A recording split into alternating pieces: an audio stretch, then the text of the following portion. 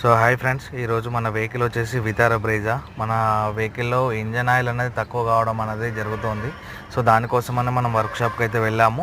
So టైమింగ్లో కూడా మనకు sound అనేది రావడం జరుగుతుంది. టైమింగ్ చేంజ్ చేసి మనము 10,000 కిలోమీటర్సే తిరిగిందండి, అయినా సౌండ్ వస్తుంది. ఆయిల్ కూడా మనము గేజ్ చెక్ చేసినప్పుడు కూడా మనకు ఏదైతే 2 పాయింట్స్ ఉంటుందో అది గేజ్ కూడా చూపెట్టట్లేదు. అందుకని మనం వర్క్షాప్కి వెళ్తే మనం ఆయిల్ రిలీజ్ చేస్తే ఆయిల్ అయితే బరాబర్ ఉంది. సో 2.5 లీటర్ ఎబోనే ఉంది, అంటే మ్యాక్సిమం 3 లీటర్స్ వరకు ఉంది. మనం యాక్చువల్లీ ఆయిల్ చేంజ్ 3 లీటర్స్ వరకు ఉండాలి. సో ఇక్కడ పైన చూసుకున్నట్టయితే ఆయిల్ లీక్ అనేది లైట్గా జరుగుతూ ఉంది. సో అక్కడ ఆయిల్ లీక్ అవుతుంది అని మనం చెక్ చేస్తే ఆయిల్ సపరేటర్ అనేది కొద్దిగా చేంజ్ చేసుకోవాలి. దానివల్ల కూడా మనకు ఆయిల్ అనేది ఎవాపరేట్ అయిపోతుంది అని చెప్పారు. అంటే ఇంజన్ ఆయిల్ తాగుతుంది ఇంజన్ అని చెప్తూ ఉన్నారు.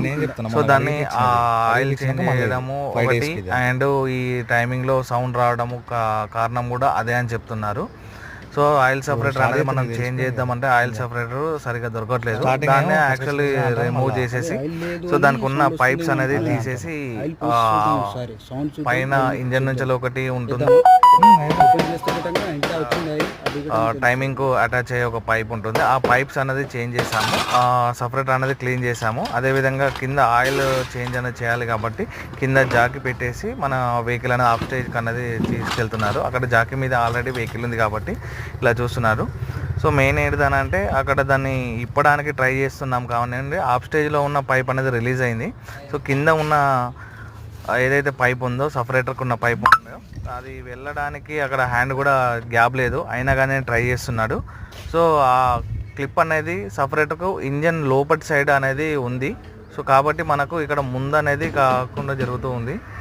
రిలీజ్ కాకుండా జరుగుతుంది. సో దానికి చాలా కష్టపడుతున్నాడు. మళ్ళీ కింద పడుకొని కూడా ట్రై చేశాడు. సో మెయిన్ ఏంటంటే పై భాగంలో ఉన్న పైప్ అనేది రావడం జరుగుతుంది, స్క్రూ అనేది లూజ్ అవుతుంది. సో హ్యాండ్ అనేది అందులో రొటేట్ కావట్లేదు. సో అక్కడ చూసేసరికి clip different type of clip ఉంది. సో ఈ పైన ఏమో క్లాంప్ ఉంది, అది స్క్రూ నట్ కానీ ఎలా టైట్ చేసుకుంటాం అలా ఉంది. సో కింది భాగంలో అలా లేదు. మళ్ళీ ట్రై చేశారు, వేరే క్లిప్ పెట్టి కూడా చూశాడు, ఆ టామ్ పెట్టి చూశాడు. అదేవిధంగా మళ్ళీ ఏంటంటే ఎంత ట్రై చేసినా కూడా రాలేదు. మొత్తానికైతే ఆయిల్ చేంజ్ చేశాను, అదేవిధంగా ఏదైతే సపరేటర్ పైపులు చేంజ్ చేశానో అదేవిధంగా సపరేటర్ అనేది క్లీన్ చేసిన తర్వాత లాస్ట్కి అయితే ఆయిల్ చేంజ్ అయితే చేశాము. సో మనకు మెయిన్గా ఏమన్నారంటే మనకు ఇంజన్ అయితే okay, everything okay. So separator change చేసాం కాబట్టి నో ప్రాబ్లం, ఆ సపరేటర్ అయితే బుక్ చేసుకోమని చెప్పారు, బుక్ చేసుకుంటాము. అదేవిధంగా ఒకవేళ టైమింగ్ చేంజ్ చేసుకోవాల్సి వస్తే దాంట్లో ఓన్లీ టైమర్ చైన్ ఒకటి చేంజ్ చేసుకోండి సరిపోతుంది, ఆ టెన్షనర్కి ఇట్లా అంతా ఓకే ఉందని చెప్పారు. సో చూడాలి ఇప్పుడు.